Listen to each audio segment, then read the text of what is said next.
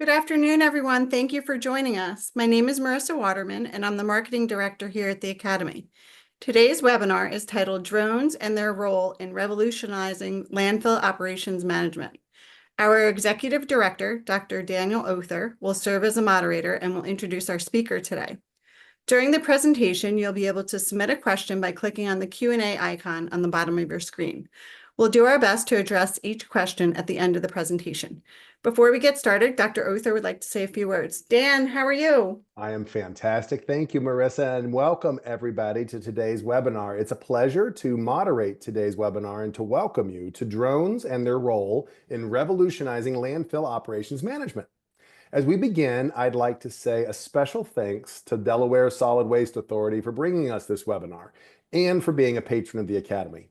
Delaware Solid Waste Authority has been a long-standing patron of the Academy. Many of their employees are board certified, and the Academy is fortunate that their Chief Executive Officer, Rick Watson, is the treasurer of our Academy. He's the chair of our Finance Committee, a member of our Executive Committee, and a member of the Board of Trustees.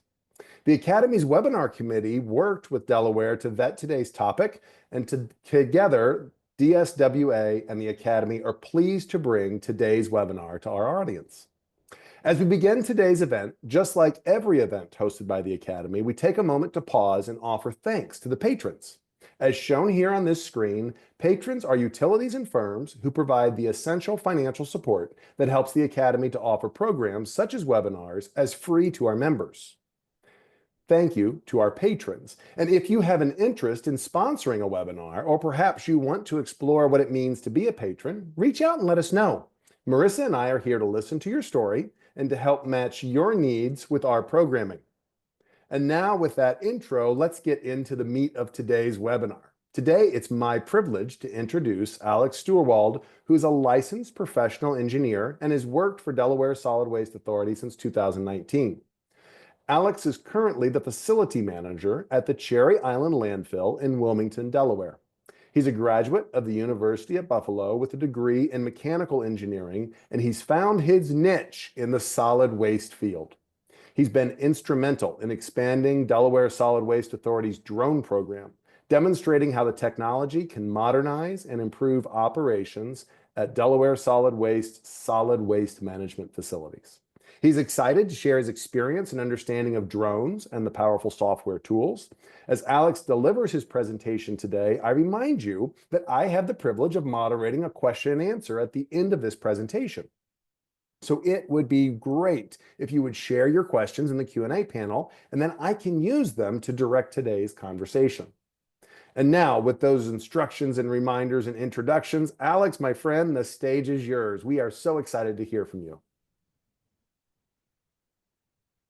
Thank you, Dan, very much for the introduction. I am very, very excited about this presentation.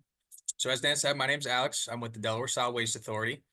And at DSWA, we regularly utilize our drones and the software that really makes their capabilities shine.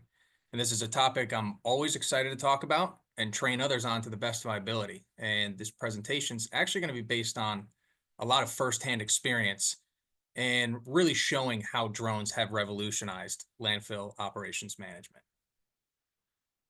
So let's take a look at the top two priorities of landfill operations, which are the key drivers in every decision and process at the facility. So first and foremost, we have to protect the environment, and that's by complying with all of our federal, state, and local regulations and permits, and also just minimizing the ecological impact of our operations. So this includes effective odor control, proper waste covering, and ensuring that the surrounding ecosystems and our neighbors are not negatively affected by what we're doing. And second is maximizing airspace. We want to get the most we want to get the most waste into the least space, which is crucial for the longevity of the site. And using strategies like optimizing compaction, precise grading, and well-planned cell construction help make the most of every cubic foot. So this is where we get to the purpose of the presentation, showing how drones are an incredibly powerful tool to help fulfill both of these priorities. So looking further into the top priorities. So each are really complex. They got a lot of crucial parts that make up the overall system.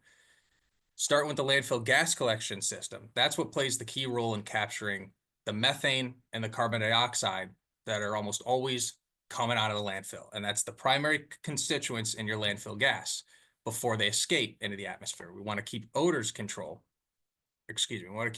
under control as well.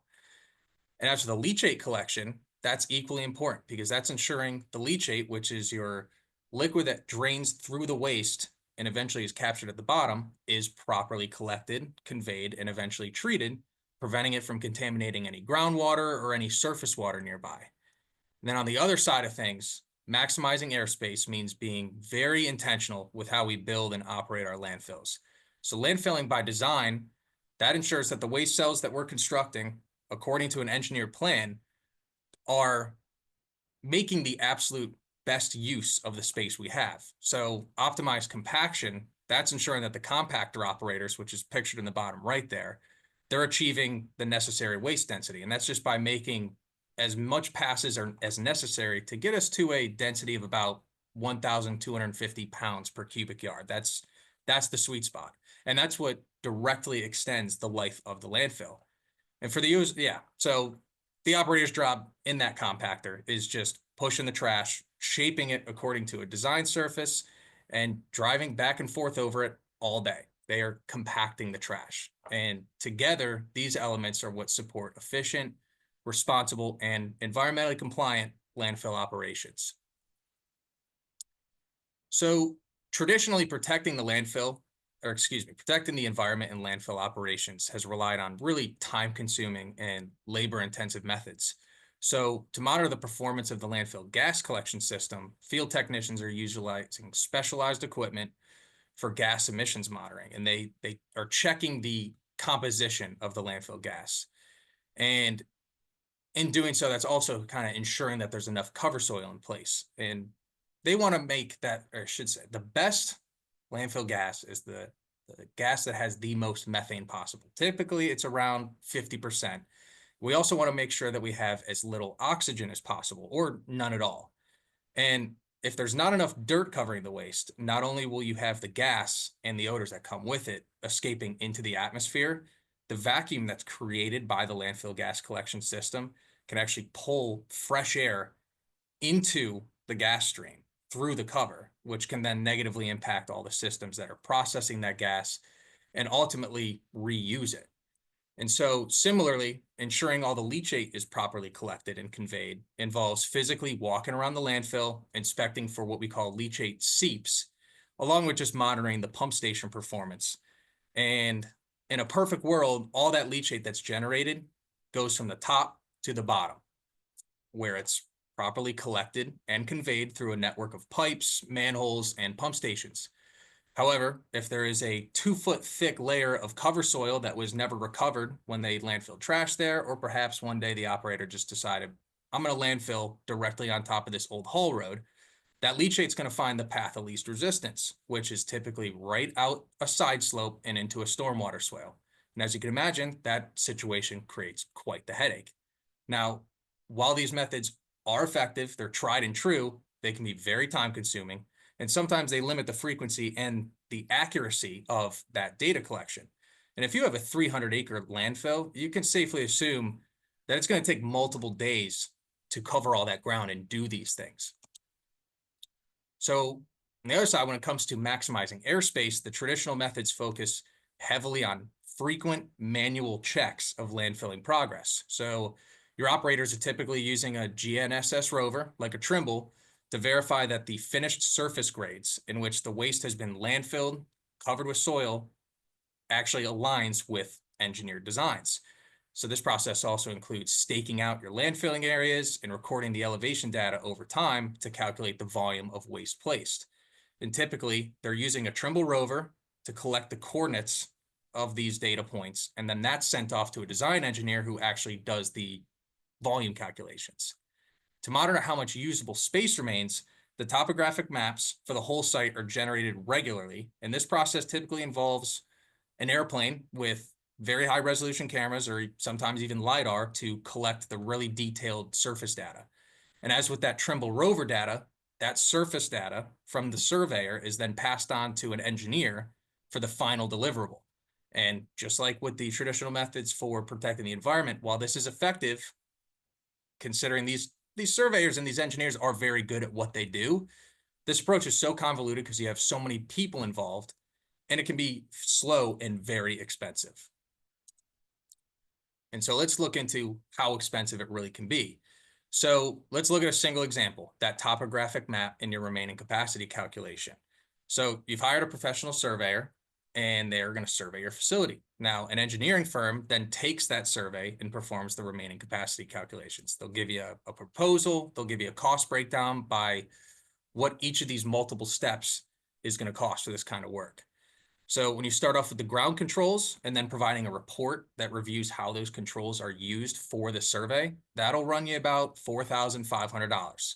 Performing the survey itself and then verifying it with field measurements to make sure it's accurate, and then providing you that topographic map you need, and maybe along with a nice mosaic image of your facility, that'll be about $17,500. Then the engineer takes that topographic map, compares it to a final build-out design, which then they'll summarize in a report and provide that cubic yardage remaining number. That'll run you about $2,200. So you're looking at $24,200 per survey in capacity calculation. And to clarify, these numbers are ballpark, but they're very realistic to what we've seen at Delaware Solid Waste Authority. And let's assume your organization has 3 landfills, each about 350 acres in size. And if you're doing a survey every quarter, calendar quarter, that'll total almost $300,000 a year. So I had to put an exclamation point next to that 290,000 number because that's crazy expensive. Now, what are the drawbacks of these methods? So as we just saw, they're costly. And it's not only the professional services that are expensive, it's also the man hours and that labor that's necessary to do all of these fieldwork tasks.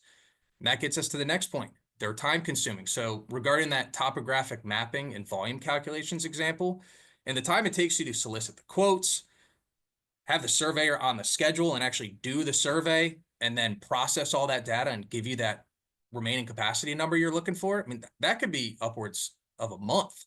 And another example is surface emissions monitoring. So for a 350 acre landfill, that's a process that involves a group of field personnel that are just walking a serpentine path over the entire 350 acres, and that takes days. And then, of course, they got to compile all that data and report on it. So that brings us to the next point, which is the safety concerns. So all that field work, whether it's conducting the surface emissions monitoring, collecting the coordinates with a Trimble rover where the waste is actively being landfilled, inspecting for leachate seeps, it exposes those personnel to the multiple dangers that exist at a landfill. That includes exposure to hydrogen sulfide, which is a minor component in landfill gas, but it can be deadly. And crossing paths with the customer traffic, the heavy equipment traffic, not to mention all the dusty conditions and occasionally having to dodge an aerial assault by a group of seagulls. I mean, I've personally seen a chicken bone fall from the sky so fast that when it hit one of our guys up on the hill, he literally fell to the ground. It's dangerous up there. So here are some of the most prominent options on the market. So the DJI drone models, that includes your Mavic 3 series, your Phantom 4 series, and the more expensive Matrice 300 series. Now, DJI, they've been around for a while, and their drones are reliable and affordable. For our surveys, that's what we use. We use specifically a DJI Mavic 3 Enterprise. Whisper is a direct competitor to DJI. They're a little bit more expensive, but they are made here in the US. And then another available drone option is the Wingtra 1 Gen 2. Now, on the software side of things, the prominent options on the market are Propeller Aero, Kespri Cloud, and Drone Deploy. Each operate on a subscription model, which is no shock there, as with everything is these days. Now, each of these software options, they have unique capabilities, but for the most part, I think they're all around a very similar price point. Now, at DSWA, we use Propeller Aero. And in fact, the drone models that are listed on the left there, they're all supported by Propeller's processing services. So considering I'm trying to demonstrate a lot of firsthand experience here with what I'm familiar with, just about everything shown in the remainder of this presentation will actually be just directly from Propeller's platform. But I'm sure that the other options do have somewhat similar capabilities. So let's talk about protecting the environment and how drones can help. So in the context of landfill gas collection system performance, a drone with a thermal infrared camera on it can be actually used for those surface emissions inspections. So rather than that field crew doing a serpentine path, walking the entire site and sniffing the surface, a thermal camera can just show us where these hot spots are. So in the picture on the left here, there's a clear red spot along that side slope. Now, this picture was likely taken in the winter time, so it's a little difficult to distinguish, but in that right image there, circled, you can definitely tell distinguish a difference between the vegetation, and it's definitely looking a little bit discolored and definitely thinner where that red area is. And now with these results, then you can conclude either two scenarios. There's insufficient gas collection in the area, or the cover is too thin and that gas is just slowly but surely sleeping out of the area. So after completing this inspection, you can then give these results to the landfill gas team. They can go out there and verify what's going on.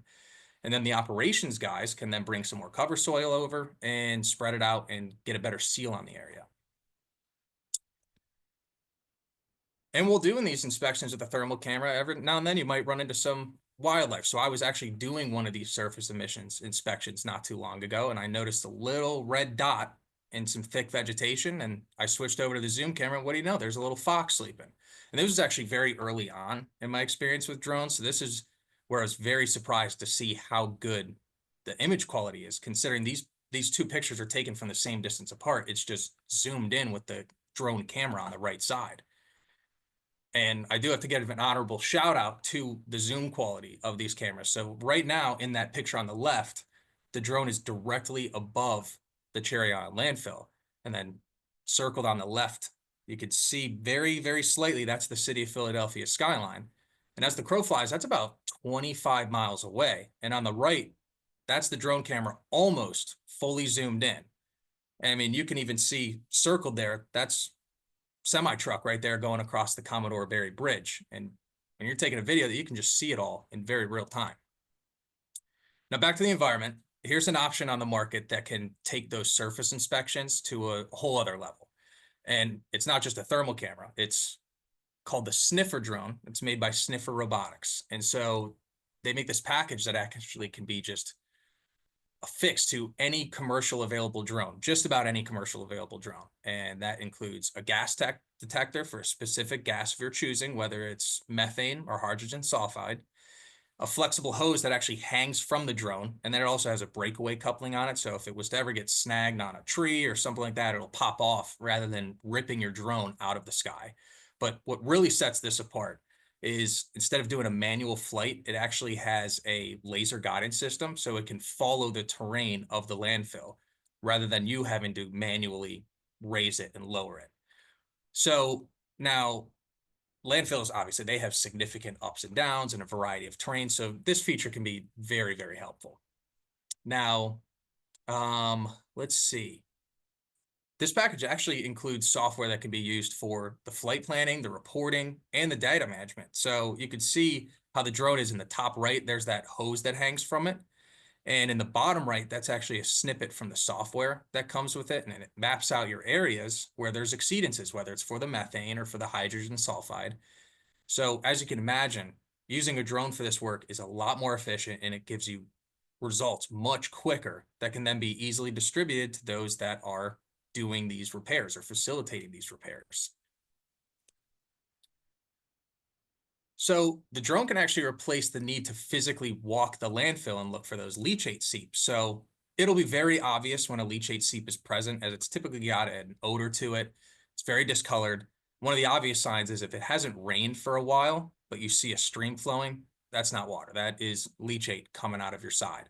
And so in this case, as shown above, it's a very dark liquid that really stands out from its surroundings. Now, as mentioned before, the leachate collection system is working as it should when it's collecting all the leachate. Here, it's finding the path of least resistance, and that happens to be up and out of the surface rather than being collected at the bottom. Now, you can then take this discovery and actually share this with the operations staff, as you would with the gas system repairs, and those staff can then fix this issue. So typically that involves going to the source, digging down with an excavator, getting down to a layer where the leachate is actually starting to drain, backfilling it with stone, and then covering it up. And then a few days later, you could throw the drone up in the air again, go to the same area, and then you can inspect to make sure what they fixed or what they repaired is still working and it was successful. Now, having the capability of these aerial inspections, it's also very useful when it comes to inspecting the stormwater conveyance system. So having done this inspection many times at Cherry Island over the years, it can take half a day sometimes. And so you got to cover a lot of ground, whether it's on foot or in a vehicle. And some areas can be difficult to access. And of course, not being able to get the full picture of what's going on. So as shown in the pictures below, we use the drone to inspect the condition of a berm. And those stormwater berms, they're just supposed to convey the water into a series of sediment ponds. And as we can see, there it goes. It blew out one of the check dams. And then on the right side, that's sometimes a consequence. Now, looks like it's just blown out the check dam here, but every now and then it will blow out the entire berm itself, and then it will start going down the side slope. So if you put down any fresh topsoil and seeding and vegetation, you can likely expect it to disappear. So makes it a lot easier to see this stuff from the top. Now, you can see this stuff with your own eyes as you're walking around, but instead you can just fly the drone everywhere instead of having to travel everywhere yourself. Now with drones, there's significant costs, or I should say there's significant advantages with respect to cost savings, execution time, and your risk management. So the drone quickly pays for itself by eliminating all those costs that are entailed by hiring professional services to perform those same tasks, which most of the time, a lot of time, especially these days, they're just using a drone anyway.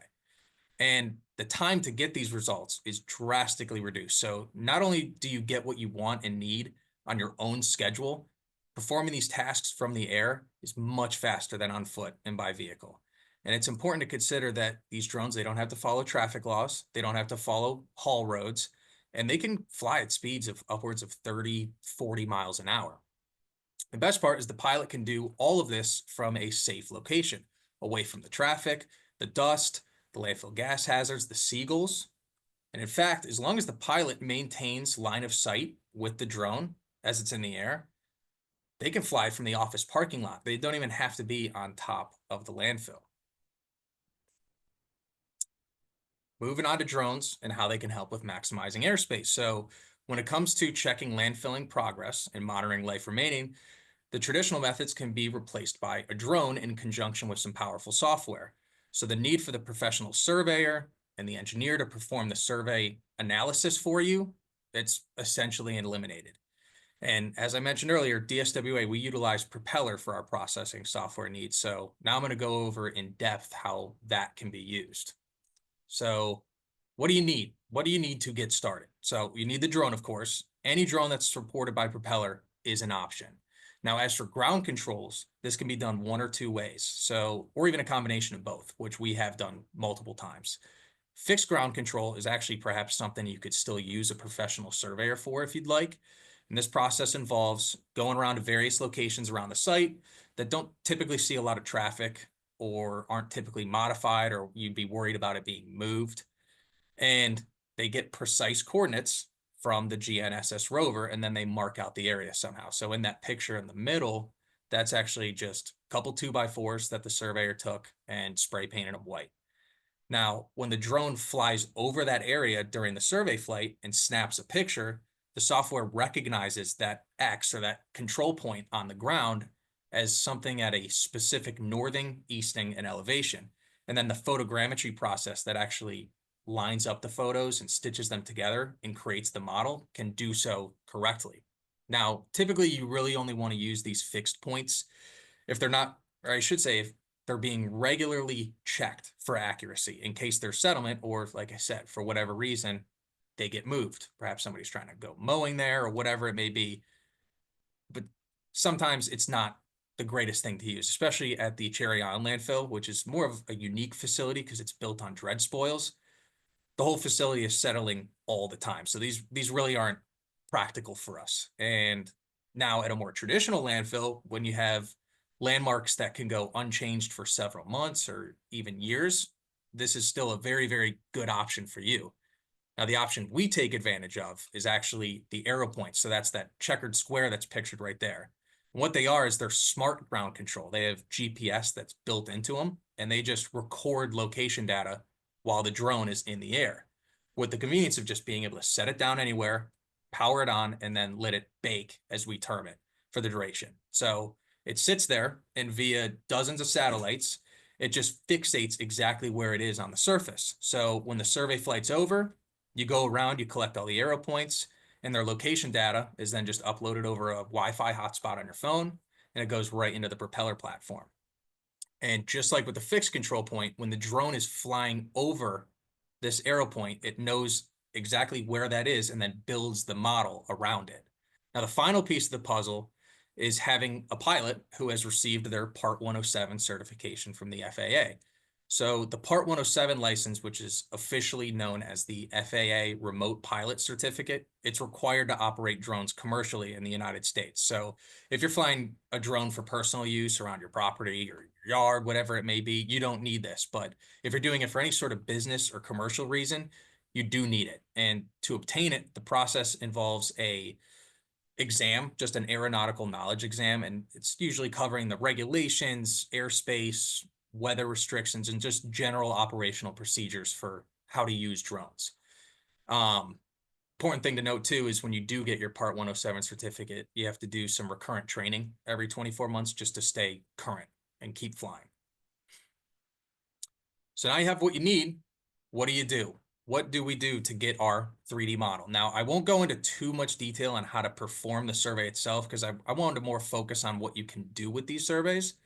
But I will say the process is very straightforward, and it generally only takes an hour or two depending on the size of your facility. So first, what do we have to do? We have to establish our ground control. So ideally, you have at least one control point for every 50 acres that the site is. And as said in the previous slide, these can be those fixed points or they can be Propeller's arrow points.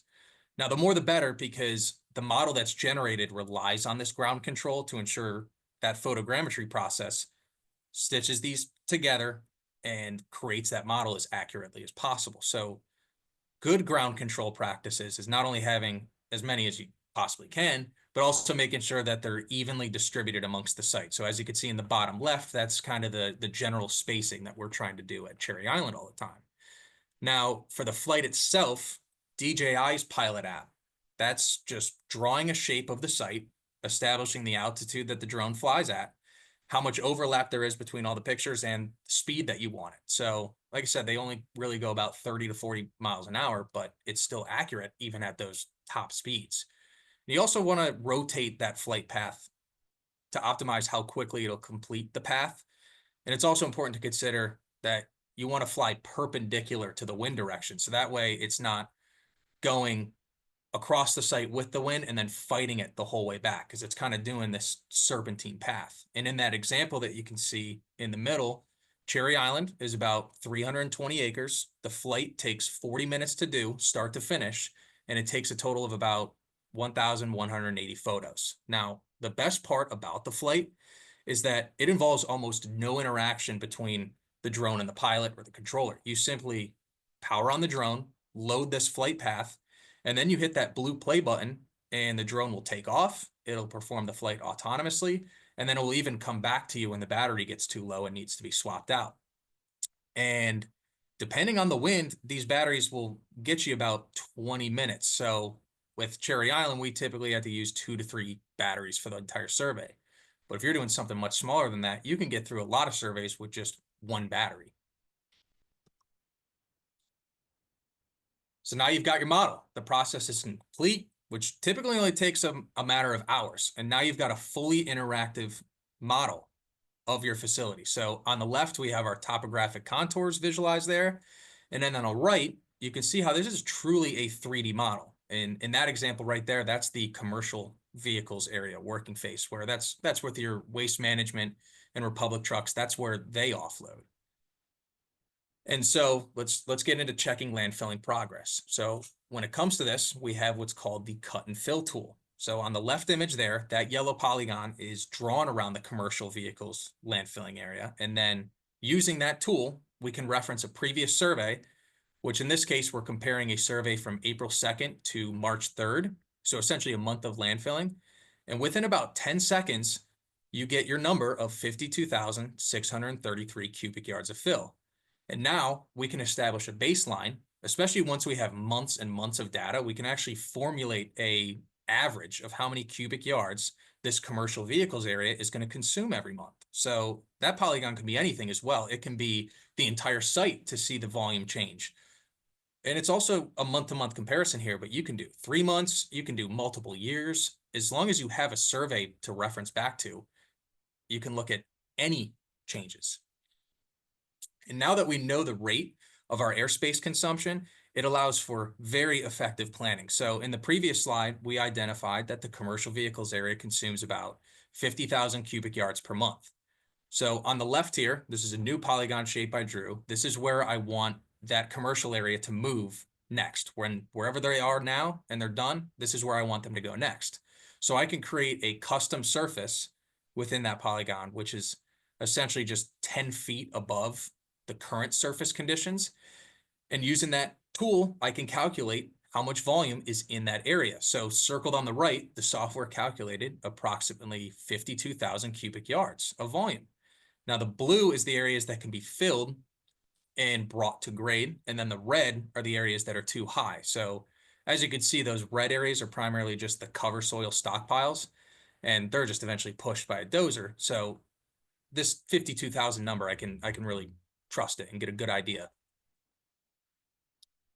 Now, when it comes to calculating life remaining, and what used to take weeks and potentially months with those traditional methods, now I can use the software to calculate volume remaining in a minute or two. So in this example, this is Cherry Island's phase 1A disposal area. And using that cut and fill tool, I can compare the current surface to an engineered design, an engineered build out to calculate the volume remaining. And this right here was a line item in that traditional method cost case study, where at the cost professional services are hired to give you this number, that was $2,200. Alternatively, now I can just draw this polygon, compare it to a design that I have in-house, and I have the answer I'm looking for in a matter of seconds. So these traditional methods for checking build-out accuracy, that typically involves using that Trimble rover, and you walk the area where they are actively landfilling to check how the guys and the equipment are doing. Now, they walk around, they say, oh, you are 6 inches high here, you're a foot low here, and they just pass that information on to the operators. Now, with Propeller, I can use that cross-section tool, and I have a continuous surface to look at rather than just a series of singular points. So in this example here, as we get to the top of this outside slope, the actual surface is about 2 feet shy of what the design is calling for. However, I personally know this is just due to settlement in the area, and this is somewhere we haven't been landfilling for about 1.5 years now. So it's typical.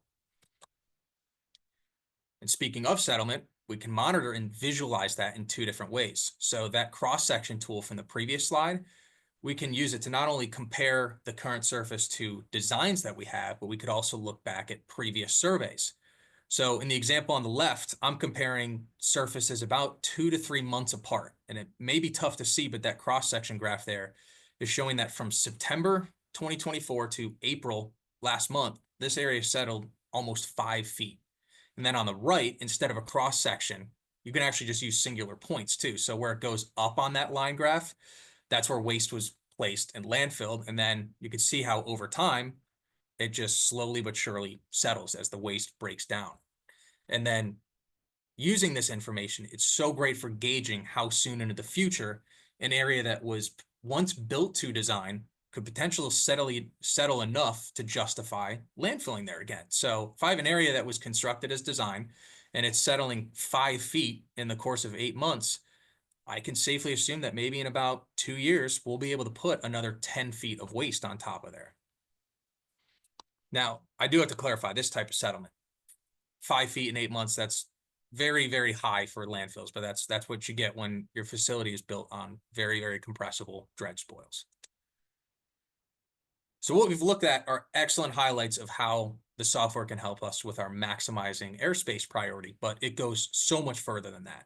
It can be used for marking locations of facility utilities, such as your underground electric lines, stormwater structures, landfill gas wells.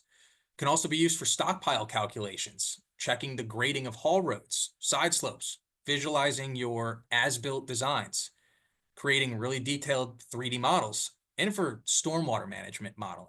So in the example in the top right, there's a stockpile of some road material. There's a tool dedicated for stockpiles. So you just draw a polygon around the base of the pile, and within seconds, it calculated out that we have about 730 cubic yards of this material. So say you have some sort of material that you need hauled off-site. There's no guessing anymore. You can just draw the shape using this stockpile tool, and you can pass on to the hauler, I have exactly this much material. Then they know how many trucks to send, what size to use, whether it's container, trailer, whatever it may be.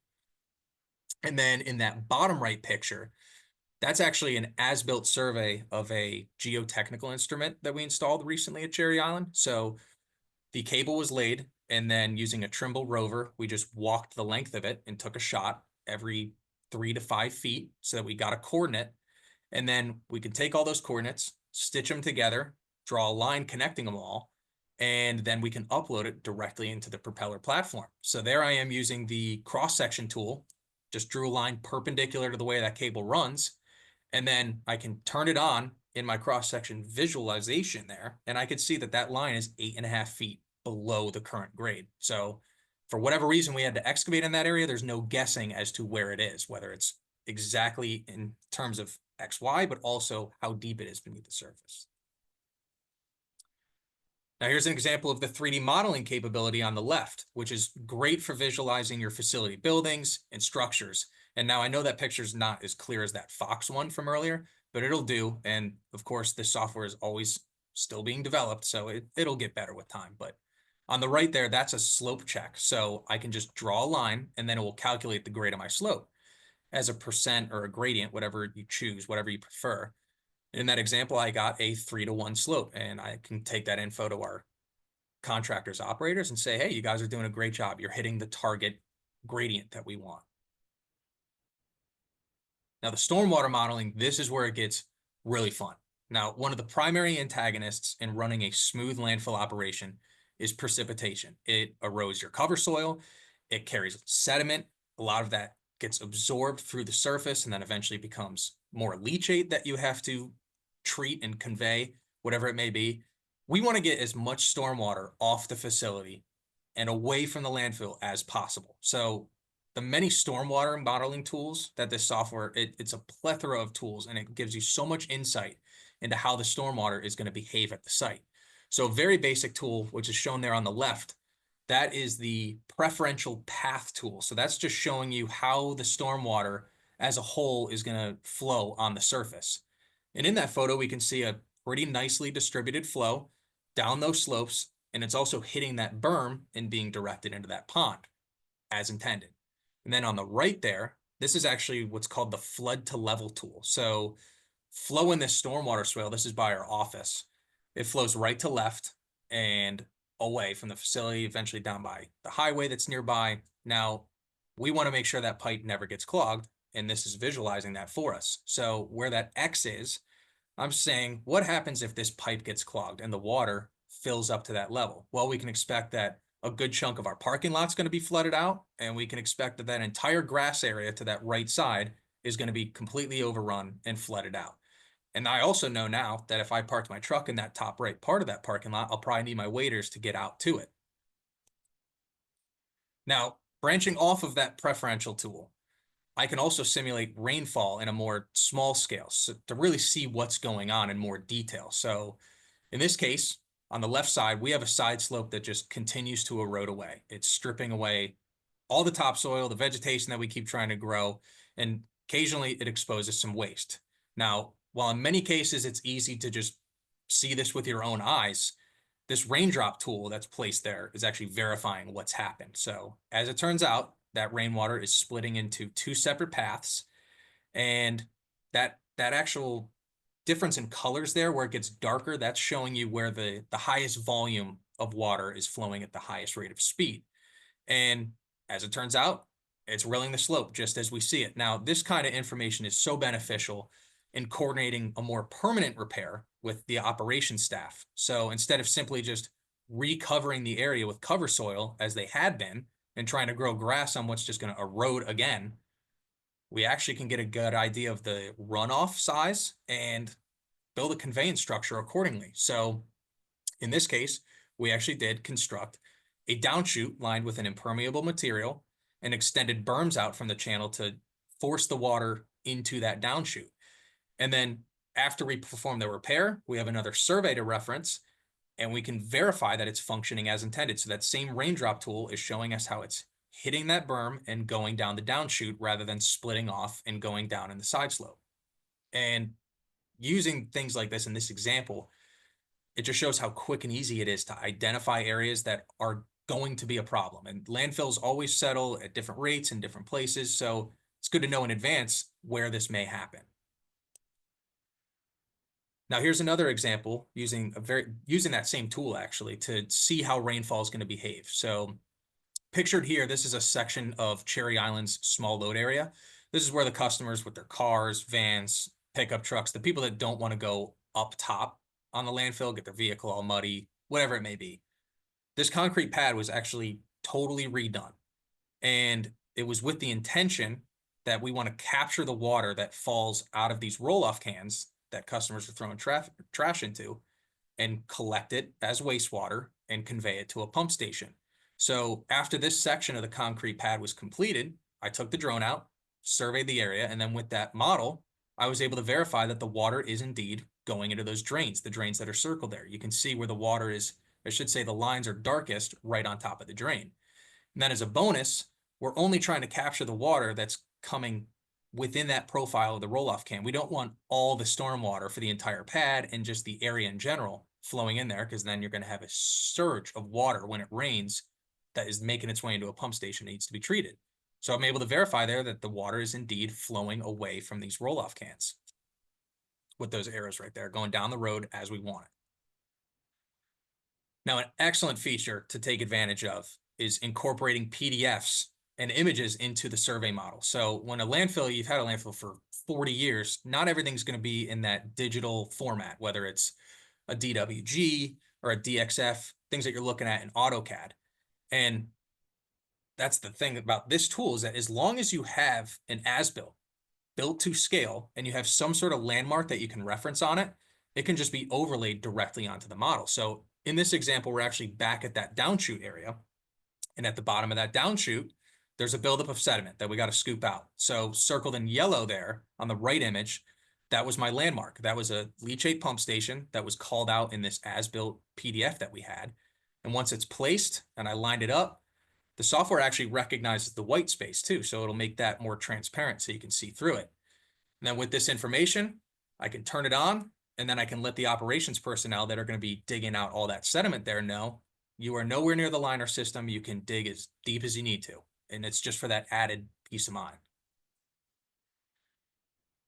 When it comes to the PDF, it also doesn't necessarily have to be an as-built. It can be an image that you save as an as-built. And so in this example, on the left image, which I'm indicating is from this year, 2025, I knew somewhere along that road that there was a stormwater inlet that carried water from the top of that picture underneath the road and out the bottom into where all that vegetation is.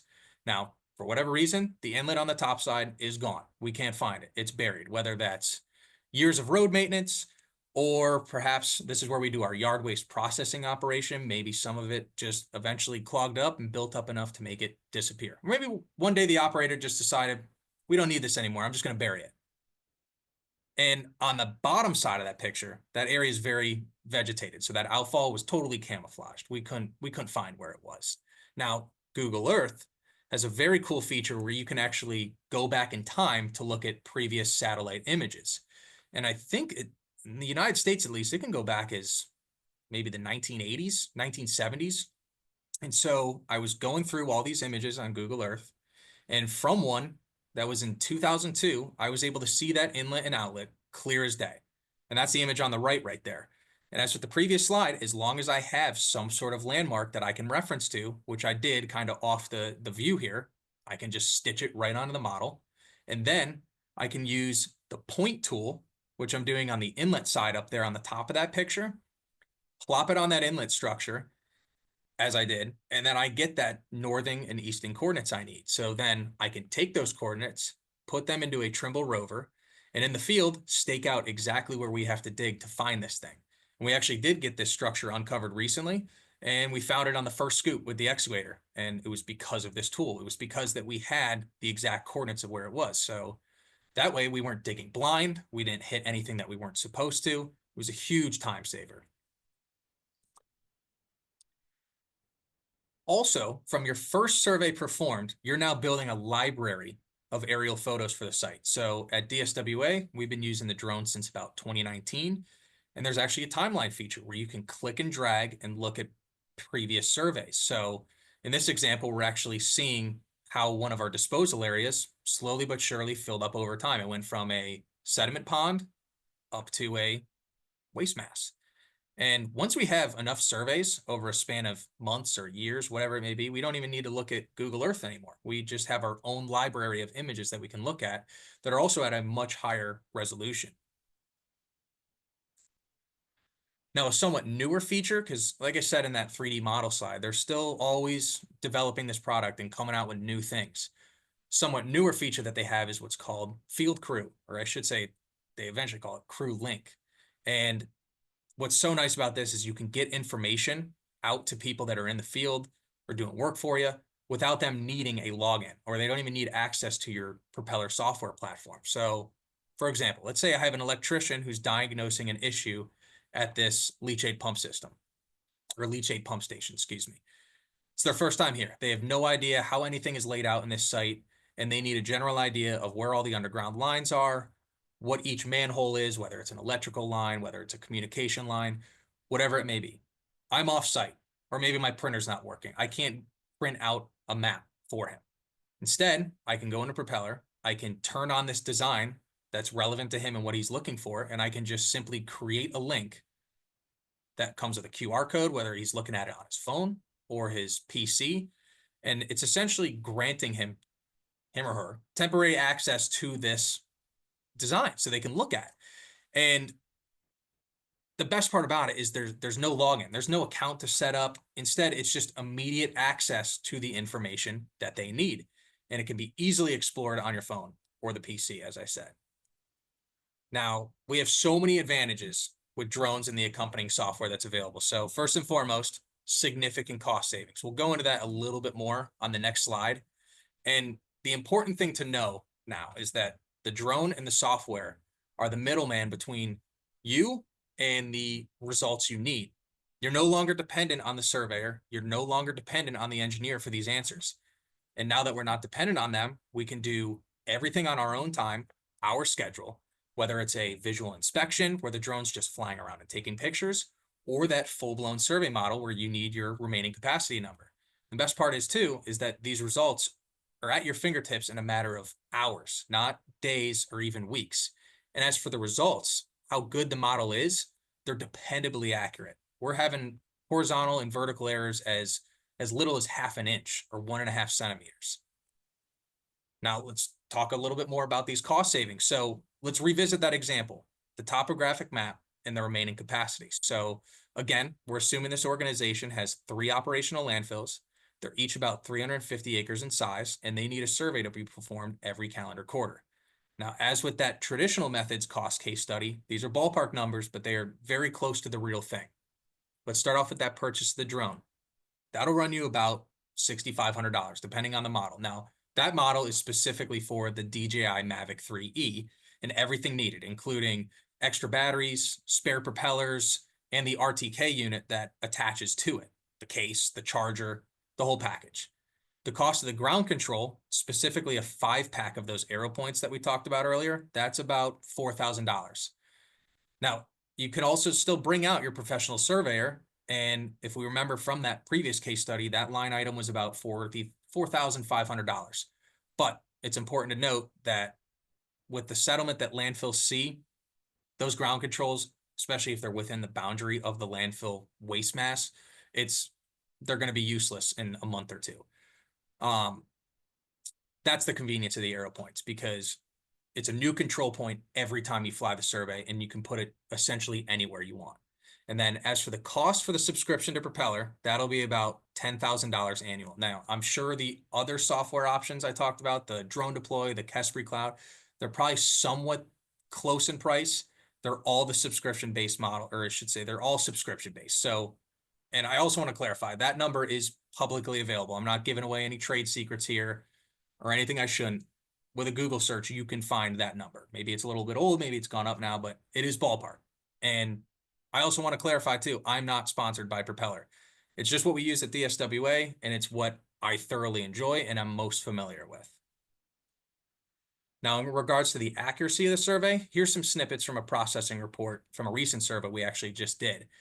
It'll break down the images by quality. So perhaps some are blurry, or maybe there was a lot of dust kicked up when dust was kicked up in the air when the drone flew over that area. But I still only had, out of the 1,171 pictures taken, 15 that could be considered poor. Now, as for the geopositional error, the drone's RTK unit, that's what really keeps it in line with your northing and eastings, but it's not perfect with your up and down. So in this example, it was as high as about 6 inches. That's where the ground control comes in. So in this case, I used 6 arrow points that are listed there, and each had a total error of about ½ an inch, which when it comes to a landfill, that's negligible. Maybe for building a skyscraper or a bridge, you need some more accuracy than that, but for a constantly evolving landfill, that can be ignored. And that geopositional error, specifically that Z error of about 6 inches, that's then shifted in the model based on this ground control data. So while the images were anywhere from 1 to 6 inches off vertically, the software is correcting that error for the survey it creates, the model it creates, and that's done automatically in the processing stage. And these results right here show that it's reliable and it's producing something that can be confidently trusted. Now, to wrap things up, if you're still with me, drones are bringing real, tangible improvements to landfill management by replacing these outdated manual methods with advanced tools that integrate directly into your GIS system or another digital workflow that you got. And this shift, it's not about just adopting new tech. It's about giving your operations staff more accurate data, faster turnaround times, and better visibility and insight throughout the whole site. So with those capabilities like the real-time monitoring, inspections, the 3D modeling, the volumetric analysis, drones allow for the smarter planning, improved environmental compliance, and the all-around more informed decision-making that landfills need and we depend on. And at the same time, they reduce the time and labor spent on many routine tasks, which then frees up those staff for things that are more important. And ultimately, drones are not just some high-tech novelty. They offer a practical and very inexpensive way, especially when you compare it to those traditional methods, to truly modernize landfill operations. So thank you very much for sitting through the presentation. I really appreciate everybody. Alex, that's fantastic. Thank you so much. Thank you so much. Now I'm going to ask if you don't mind, if maybe we'll stop doing the screen share and then they'll be able to see our smiling faces and maybe we'll have a little conversation here. I'd appreciate that. Oh no, fantastic presentation. I really appreciate that. We've got some questions that have come in on the chat. I've got some questions as well, so maybe we'll take those together. So does that sound good? Sounds great. All right. So, first of all, there's a big question about these chicken bones that you're talking about. No, I'm done. I thought that was fair. I love how you snuck those in there just to like, are you paying attention? Because there's this chicken bone from the seagull. So, I liked those in there. So, okay. So one of the things that it seems like in terms of an overall thing is that you've got an instrumentation. It's, it's got the physical parts to it. It's got some software. It's got the analysis parts with it. You got some engineering judgment. You got some feedback back to your operators. And so that seems to be the system you're talking about. And you talked about a bunch of details about that, including prices. And I was right there Googling right as you were going. So guys, I was like, I wonder what the price is. So, so yeah, those were still the current price range. So you were good.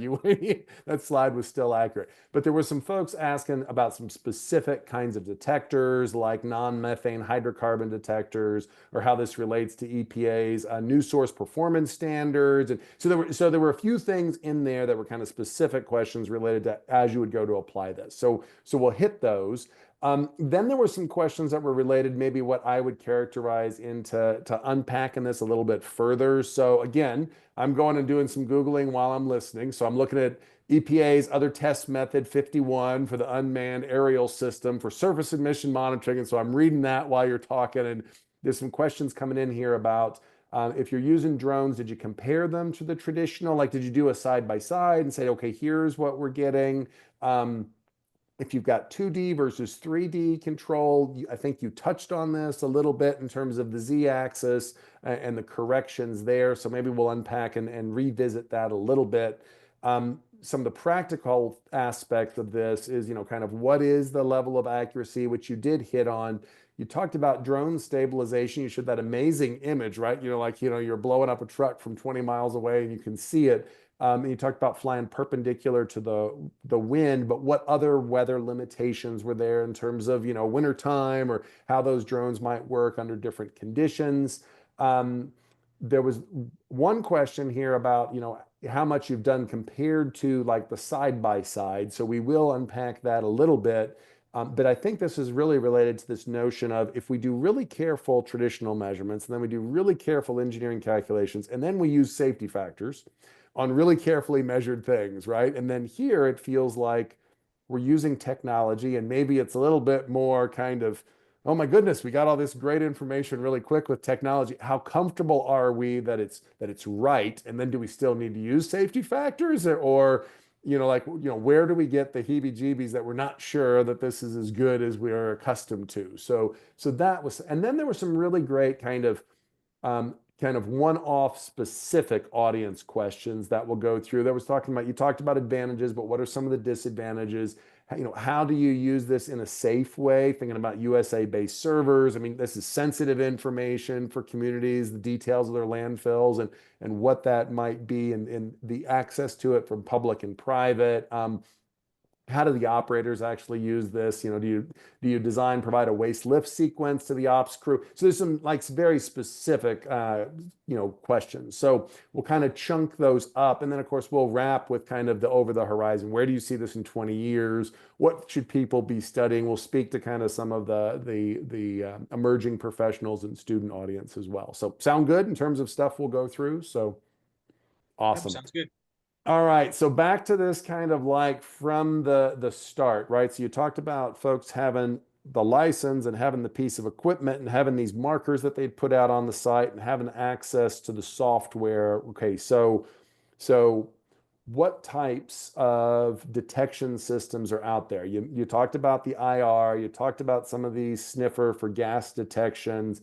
How about non-methane hydrocarbon detectors to be able to close the whole balance, the other volatile organics? Do you know if people were looking for a variety of other detectors, any experience there or places you'd point people for knowing more information?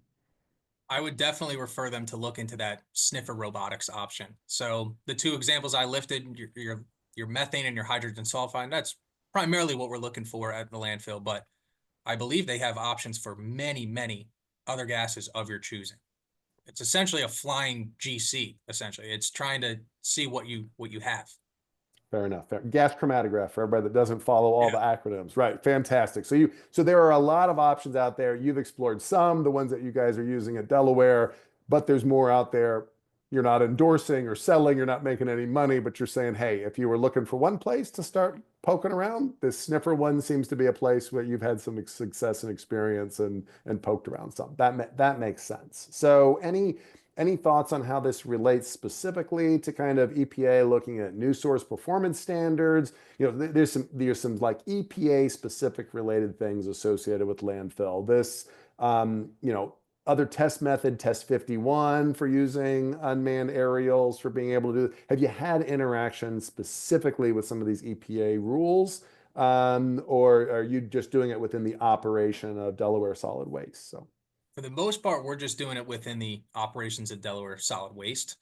I'm personally not too familiar with the EPA regulation. It's pretty awesome that they have regulations for that and that they're starting to recognize it. So as far as I'm aware, people that come out here and do our surface emissions monitoring, they're still doing the traditional methods with the sniffer. They're not even using a drone yet. So it's still very, very new. And it's something that we know is an option and we would love to get our hands on it at some point. for sure, especially as the technology gets better and better. But yeah, unfortunately, as far as I'm not too familiar with the 51. Yeah, no, that's fair enough. Fair enough. So, okay, so just so we're kind of on the same page. So there's still some of these kind of traditional things that still have to happen that are still that do happen as much as they are required to by regulation. And then from a advanced operator standpoint, you're like, hey, we're using the best cutting edge technology as best we can too. And it's this really cool thing. So in a sense, I guess the answer would be yes, you do have the head-to-head comparison between the two. That just wasn't presented here because you're still doing the traditional and or is it a contractor that's doing the traditional like somebody else is going Contractor that's doing it. Yep. okay, so a contractor does the traditional, gives you the runs it through, takes a couple months to get something back, has a big sticker to it, and then you and the operations side for Delaware Solid Waste are then doing this hey cool application of technology. Yep. And we can take those findings in the surface emissions and confirming it by ourselves, like whether we send a landfill gas technician out there to verify it with their own equipment, or the simple thing that we do in the operation side of things is just throw the drone up there with the thermal camera on it and we can see the hot spots ourselves. So yeah. Totally makes sense. No, totally fantastic. All right. So you talked about you talked about the northering, the eastering. I mean, like it was really nice the way you connected with kind of traditional surveying versus what's going on with the drones, and to be able to put your points out there. Folks were specifically asking, and I think you unpacked this a little bit, but maybe to kind of touch on a little bit more the difference between the degree of error that you would find in 2D versus 3D and how you're able to work between those two. So when you switch to 3D, you were seeing substantially more kind of error from true, and that was where you were needing to make a little bit more corrections, or can you unpack that a little bit further for us? For the most part, with what I'm familiar with, everything that we are doing is in 3D. So it's always in 3D. And as we see that vertical dimension, when you get into the 3 dimensions, that's where that error starts to show itself. But that's where the control points are fixing it. Now, if your error for your XY, which we can do 2D, for the most part, you don't even have to use Propeller to stitch together 2D surveys. They can actually create geotagged JPEGs for you or geotagged TIFF images for you that have that GPS data in there. If anything, we're using Propeller to kind of verify that that XY, those northern and eastern coordinates, are less than half an inch of error. So Okay. if you are doing it in 2D, you can really trust the results with just what the drone's doing. But yeah, as for the 3D aspect thing, that's where you really need control points. You need software that's stitching everything together for you and fixing that error. Okay, so those additional, so from an operations standpoint, if this was entirely internal, you could perhaps maybe cut down a little bit of cost if you were willing to accept a little bit of 3D air. You could perhaps maybe just simply use the software with the drone, stitch stuff together from a 2D standpoint, you'd be fine. You Yep. wouldn't see much. Okay, because that's where one of the questions in here was there alternative software to propellers, or are there ways to trim those different costs out? And so you could basically just be working on the drone side and get away with the 2D side. Yep. And Okay. for the most part, even something that's stitching together those 2D images for you, it's going to have some sort of cost associated with it. Now, it might not be that $10,000, and plus that subscription to Propeller, that was for unlimited flights, unlimited surveys, unlimited everything. Whereas you can instead just do credit options where you just want to do one survey and it's a significantly reduced cost. Now, typically, like I said, a lot of that 2D imaging processing, you're gonna need some sort of software to do it for you, especially considering these images have an overlap. They overlap by about 50 to 40%, depending on what you set it at before you fly. And it's kind of hard to do all that when if it was just a perfect, this is the edge of the image and I can line up the edge of the next image, it'd be nice. But when it has that overlap involved, it adds all those extra steps that the software really does for you. Fantastic, fantastic. No, that really helps make sense with that one. And then the drone stabilization, the image, the flying perpendicular to the wind. I'm guessing you start upwind and move down across the fill, to be able to take advantage of the wind rather than fight it. Are there times when it's just not feasible, practical times of year? I mean, is it just, hey, this is great, but just don't do it in the springtime with all the problems there, or don't do it in the winter, the batteries die too quick in the cold, or For the most part, it's affected by the cold a little bit, but nowhere near as much as it's affected by the wind. And I kind of went against what I recommended in that example I showed, because the wind at Cherry Island tends to blow eastward out to that river that's shown here in the picture. So I'm fighting the wind half the way and then going with the wind on the way back. That's why when I see a day where the weather is showing 5 mile an hour winds, I'm like, this is a special day. I have to go fly the drone survey now. That's where it comes in, that the biggest drawback with this is that you are dependent on the weather. And it's not just temperature and wind. It's also things like solar radiation. If there's a big solar storm going on, it can mess with the GPS units. So there is a lot to consider. And that's what kind of stinks about it, is if you needed information on a certain day and you have a week of rain ahead of you, unless you buy a drone that is waterproof, which those get anywhere from 5 to 10 times the cost of the Mavic 3E that we have, you're totally constrained to weather conditions. Okay. Okay. So if it was a specialty firm that did this all the time, they might be able to come out and do it on any day or something. But if you're being in the DIY kind of, it's our own operational kind of, okay, makes sense. Makes sense.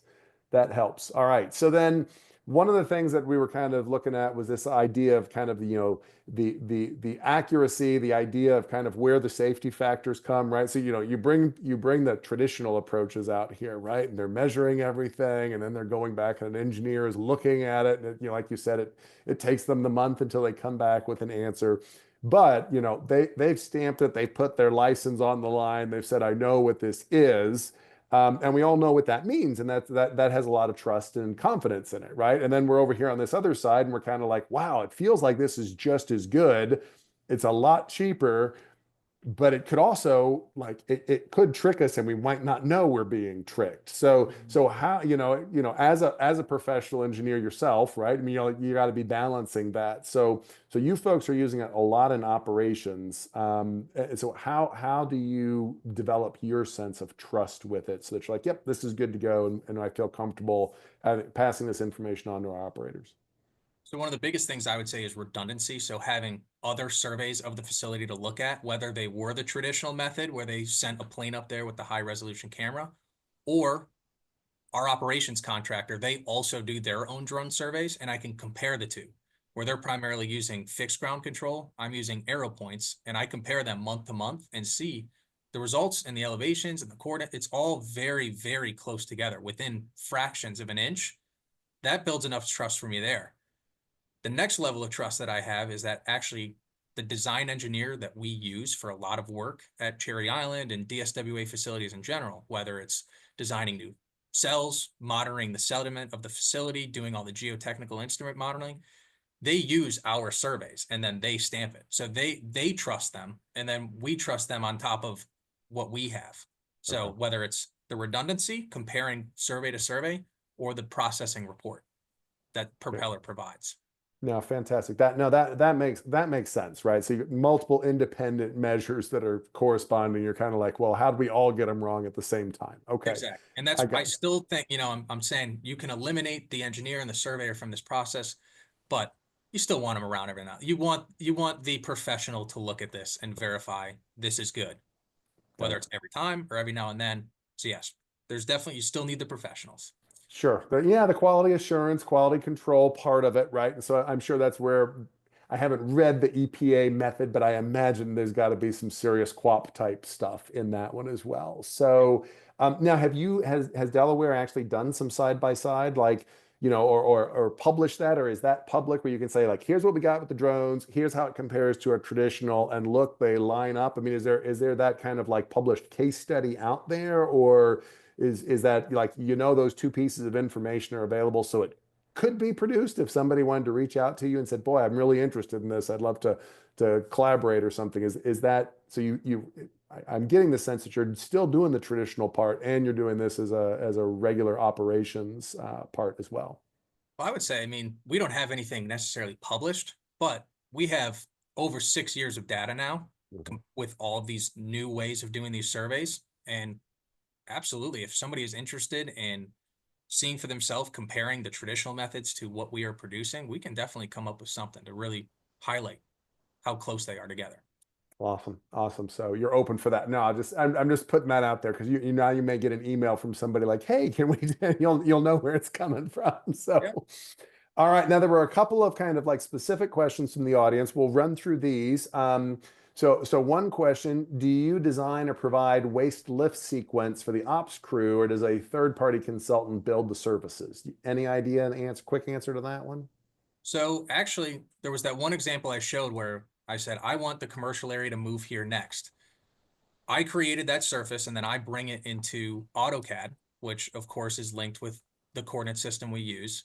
And then we don't necessarily use a third-party professional, but we actually use our operations contractor. They have the software that can then take that model that I drew and assign contours to it based on what I tell them, saying, all right, if my surface is 105 feet here, I want it to be 115.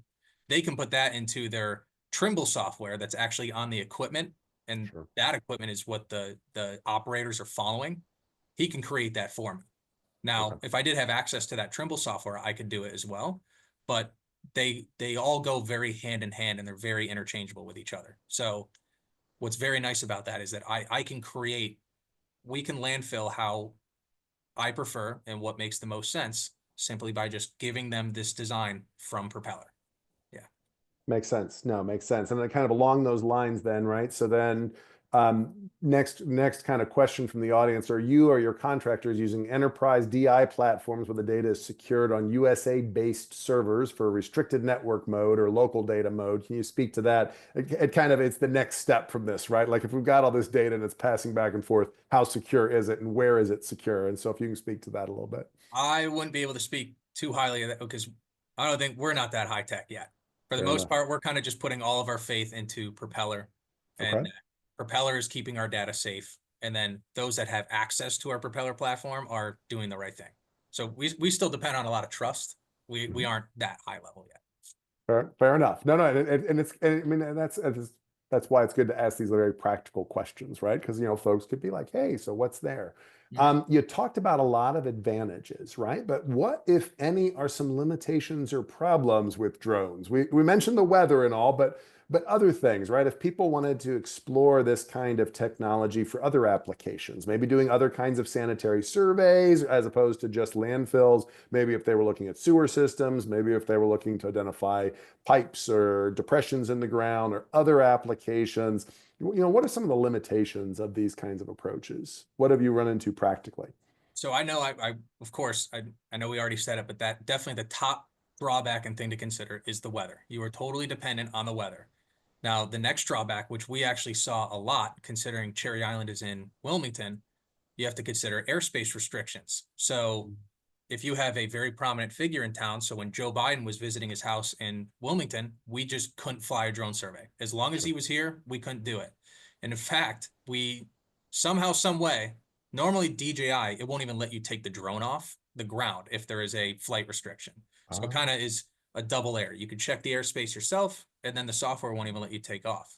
Somehow, some way, one of our surveyors was able to get it off the ground, and then the Secret Service showed up. So that's something you have to consider. And then besides your prominent figure showing up, you also have to consider if you're close to an airport. So if you're close to a large airport like Philadelphia, or perhaps a smaller airport like the Newcastle airport, which is just down the road from us, they have airspace restrictions. You can't get too close. So if you're trying to survey a facility that's right there within their travel path for airplanes that are landing or taking off, you just can't do it unless sometimes you get special exemptions, which you can do. You can reach out to the air traffic control and get an exemption. I would say definitely that is the two biggest drawbacks. Of course, too, other than the upfront cost. There is a little bit of an upfront cost that you face, but as we saw with the cost case study, the drone package, the whole thing, the drone itself, the software, and the ground control paid for itself with just one survey, one calendar survey. So yeah. No, totally makes sense, and I love your passion for this, right? So I put some of these audience questions in order, right? So this just kind of naturally leads into it. So what's your favorite way to integrate the drones into your job responsibilities? Which one is it you're like, man, this is awesome. I want to go fly that drone because we're gonna do so. Yeah. Honestly, I would say using it to find things. Now, of course, being able to know how much capacity is left in the landfill, that's great. Having that number always at our hands is great. But I love using it to create a large and ever-growing record of everything that exists at the landfill, whether it's a utility, whether it's something that's on the surface, just continuing to grow this model and continuing to add so much information to it that proves to be so useful for people. And obviously, visual inspections are nice because I can do a stormwater survey, or excuse me, I can do a stormwater inspection in 5 minutes rather than 4 hours. That's always a great thing too. But yeah, I would definitely say is the ability to just keep growing this library of information that you have that all just started from a drone model. I can imagine the giant smile on your face when the excavator went in and hit the outlet at the exact point on the Awesome. on the first scoop. You were like, yeah. Then you're telling the operator, like, I know it's right here. I used the software to find it. And, you know, if there's somebody that's not necessarily familiar with the software or computers in general, they're like, yeah, right. And then they see it. And I'm like, okay, that's pretty damn cool. I can only imagine that resulted in a high five or a fist bump or a Absolutely. But then also too, it builds the trust too. So then you don't look like you don't know what you're talking about. They could see an example like that and be like, okay, that stuff is really powerful and it's very useful. Like I'm coming to you with my next question. So, exactly. So now where do you see drone technology in landfill operations like in the next 20, I mean the next 20 years, right? Now that this was the question, 20 years, I don't know, it'll all be done by AI and there won't even be people anymore. But let's assume that we're still here working. Where do you see this kind of continuing to evolve? Because it's really cool stuff. What do you see as the next stuff, or what would you like for it to do next? Personally, I would love to see it get cheaper and more affordable. Obviously, the more competition that we have, because right now kind of DJI, they dominate the market. And they can kind of set that baseline price that everybody has to try and fight. But once you get that more competition, you have more drone models available, you have more software available. They keep getting more and more accurate based on the GPS units getting upgraded. And personally, what I would really like to see is that things get cheaper so that we can then use LiDAR. So LiDAR is a huge benefit when it comes to if you have a site that's very vegetated. You have a lot of heavy vegetated, like Cherry Island, we have Phragmites that gets 8 feet tall. So that's kind of a drawback right there when it comes to the photogrammetry process. Is it's stitching these photos together and it can't really see where the ground is if you have thick vegetation. Honestly, what I look forward to is I think a lot of these traditional methods, while they're still being embraced now, I really do think within 20 years, drones are going to take over so much. They're already starting to take over surveying. They're already starting to take over these visual inspections. And it's about keeping people safe at a much reduced cost, which then lets any organization, whether it's a solid waste organization or a wastewater organization, all that money that they're saving, then they can improve their facilities. They can take that money that they were otherwise spending and improve their places. Makes sense. No, I appreciated your motivation from the start, right? I mean, it very much matches everything I've run into dealing with Delaware Solid Waste Authority, right? Protect the environment, being responsible with our operations. I mean, I loved it. It totally fit. Your message comes through very loud and clear. So well done with that. Kind of we get to the point where we get near the end and we say, okay, so now there's going to be students watching this now and recorded. There's going to be professionals that are looking at second careers or flipping careers, or hey, I got exposed to something new and I'd like to learn more about it. So what's your advice to the people in terms of that are watching this and saying, I want to know more about this. I want to get more into this. What do folks do to be able to work in this space? Okay, first and foremost, if you have any specific questions, you can always reach out to me by email. And then, of course, a lot of that information is just so publicly available on the internet. It's so easy to learn what you need to do based on, especially the info that you learn in this presentation. It's very simple to find your software providers, your Part 107 training providers, and anything that you would need. Of course, like I said, I'm always somebody that anybody can reach out to. Oh, that's fantastic. Thank you so much, Alex. Any words of wisdom you'd like to leave the audience with today? Get yourself a drone. Get yourself a drone. Fantastic. I love that. I love that. Alex, thanks so much. This was great. We'll turn it over to Marissa. Okay, thanks everyone for all your questions, and thank you to Alex for sharing your knowledge with us today. We have several webinars planned in the near future. You can go to aaees.org/events and reserve your spot. And just a reminder, if you're not yet an AAES member and you're considering joining the Academy, you can email me so we can discuss membership options. For all board certified individuals, PDH certificates for this event will be sent out by the end of the week. That's all for now. We enjoyed being with you all today. Thank you so much and have a great day. Thank you. Thank you, everybody.